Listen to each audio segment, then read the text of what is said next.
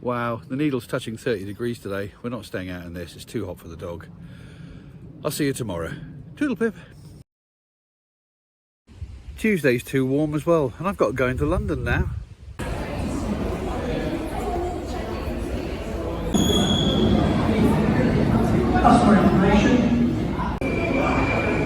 Well, I'm on the Underground in London, on the subway, on my way to a party to celebrate 10 years of the podcast, No Such Thing as a Fish, which I think is one of the most downloaded podcasts of all time. And I was on an early episode back in the days when I used to work for QI, the TV show, and yeah, it should be a good party.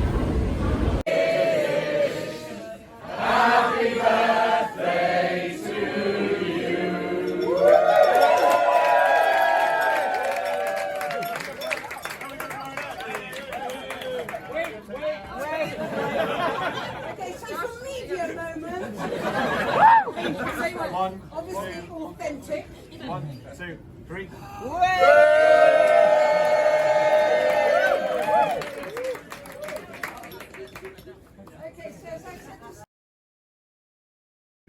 So we're out on the meadows as usual, and I'm thinking back to last night and what a lovely night it was.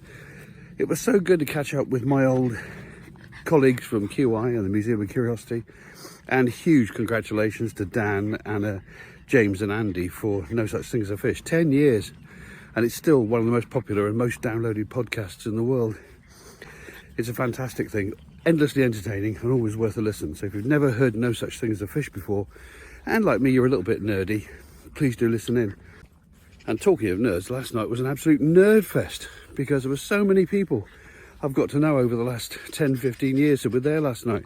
There was Maggie Adair-Pocock, who is the space scientist who presents the BBC's The Sky at Night programme and actually designed bits for the James Webb Space Telescope. How great's that? There was Erica McAllister, who is the curator of flies at the Natural History Museum in London. What that woman doesn't know about invertebrates isn't worth knowing. There was Matt Parker and Helen Arney from Festival of the Spoken Nerd.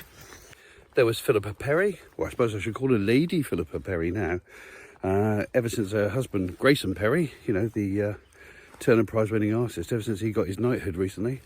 And I also met Jenny Colgan, the novelist, last night, best-selling novelist. And it was wonderful because we were having a conversation about how our surname isn't the most common of surnames. Now, she grew up in Scotland, and I grew up in Cornwall, about as far from each other as we could possibly get in the UK. And we were the only Colgans we knew, our immediate family. So she used to look for anyone called Colgan in the media. And sure enough, we bonded over the fact that the cameraman on the original 1960s Mission Impossible TV series was a guy called Michael Colgan. And by sheer coincidence, both her dad and my dad were both called Michael Colgan, but not the same person. At least I don't think so. Dad? There were other stars from the world of podcasting as well. Jamie and James were there. 2/3 of My Dad Wrote a Porno, if you've never heard that podcast. I could just go on giving you a list of the worthy, the great and the good in the worlds of podcasting and TV comedy and radio. So yes, a very nice evening. Wonderful to catch up with a lot of very good friends. And also nice to catch up with my old boss, John Lloyd. Now John, if you don't know the name, John is a producer by trade. And he's given the world some of Britain's best TV series, over-the-air comedy series. I mean, he created Spitting Image. He created Have I Got News For You? He created Not the 9 O'Clock News. He kind of helped Mr. Bean to come into being. He co-wrote a couple of episodes of the original Hitchhiker's Guide to the Galaxy with his best friend Douglas Adams. He invented QI, the show I worked on. And he also produced every single episode of Blackadder. I mean, that man's got a bit of a comedy CV. And it was so nice to meet up with him last night, and I'm honoured to call him a friend. So, there you go. That was lovely. But now we're back to the day job and back to the walking around the fields and seeing what we can see. Well, some of the wild cherries are very red now. These have actually fallen off the tree. I'm very tempted to try. Are they as sour as I remember? How care what anyone says they eat those, I have no idea. Like I said, the cherry flavour is there. They're so bitter. So bitter. Ugh. But I suppose if you're adding loads of sugar to it to make a jam, maybe it works.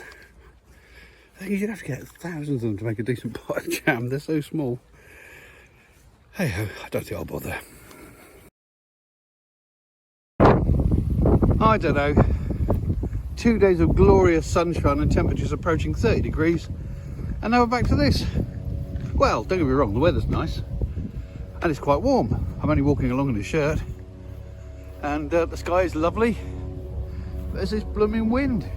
But, as I've said before in these videos, it's the price I pay for living on top of a set of hills.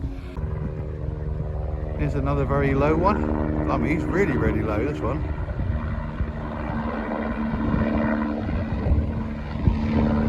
I wonder what he's up to. I can actually see the pilot. Yeah, the Chiltern Hills are actually quite high. And so if there's any wind at all, we get it. It comes howling across these hills. But the payoff is that we're not in a valley or near a river, so when there's rain we don't get flooding. No one gets flooded around here. And I'll tell you, I'd rather be a little bit blown about than have to mop my house out with a sponge, because no one wants that, do they? That's the worst thing that can happen to a home, apart from fire maybe.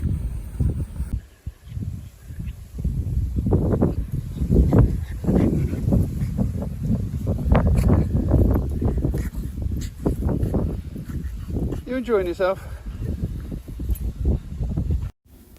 It is nice to see a few more meadow butterflies about. I've not had many this year. It's been very, very slow. I think mostly because of the weather. It was very wet and it was very cold. And it's taken a long time for the summer to get here. So maybe they're only just emerging now. And all the ones I'm seeing are just small brown meadow varieties, you know, some orange tips and a few other things. So hopefully we'll start seeing the numbers increasing. The broadleaf greater plantain is now going to seed. It's got these lovely little purple flowers. People don't know it, you don't even see them normally because they're down here on the floor, but they do have these lovely little purple flowers on the top of the plant. I wonder if I can get my zoom on that. Not sure how good my focus will be, and it is a bit windy. But look at these beautiful little purple flowers. That's a plant most people wouldn't even notice. Meanwhile, the ribwort plantain, ribwort, however you pronounce it, that's already gone to flower. The little white flowers are almost finished now. Okay, so here's the difference. On the left, broadleaf plantain, very distinctive, very ribby, as you can see. On the right, ribwort plantain, long and thin, blade-like, also with quite distinctive ribs. And when it comes to the flowers, that is greater plantain, broadleaf plantain, and that is ribwort plantain. As you can see, similar structure, just slightly different. But both types of plantain, the leaves are equally effective at dealing with stings because they contain antihistamines. So if you get a nettle sting, or heaven forbid you get a bee sting, just chew a little bit of that plantain leaf. It's a bit bitter in taste, but there's nothing toxic or nasty in there, and just smear it onto the sting, and I can guarantee you'll feel better in no time at all. Dock leaves do nothing, it's just placebo, just because it's a large, cool leaf. But plantain nearly always grows near dock. Have you walked the wrong side of the post? And people say dogs are smart. You can't figure out to go back the other way though, can you? Even if I pull on the lead, you still don't get it, do you? I'm going to have to come and rescue you. You very stupid bug. Hang on, I've got to get around the post. Right, there we go.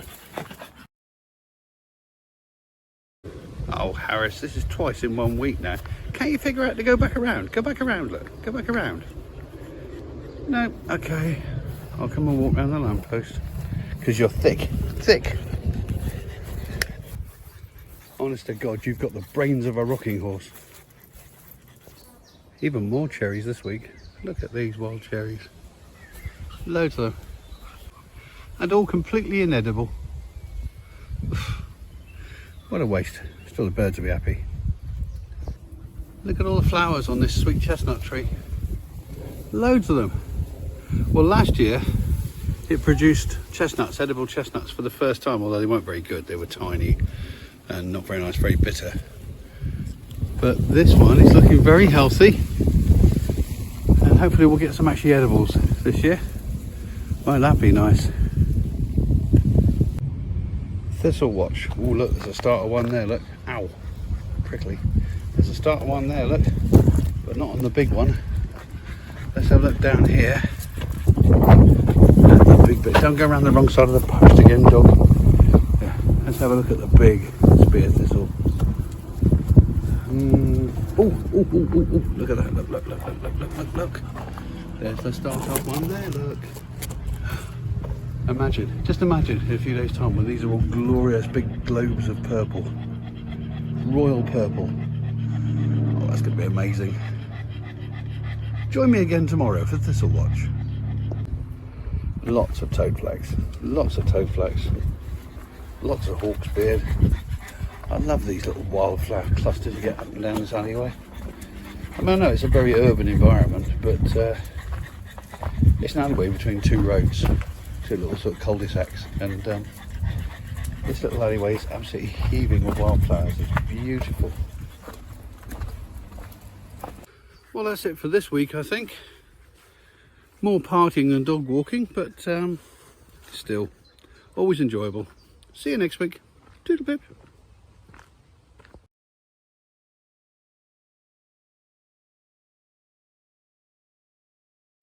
If you've enjoyed this video, then please consider subscribing. Or click on some of these links to look at some of the other videos on the channel. Or press the like button. Or leave a comment. It would be lovely to hear from you. Any combination of those four things would be wonderful. Thank you very much.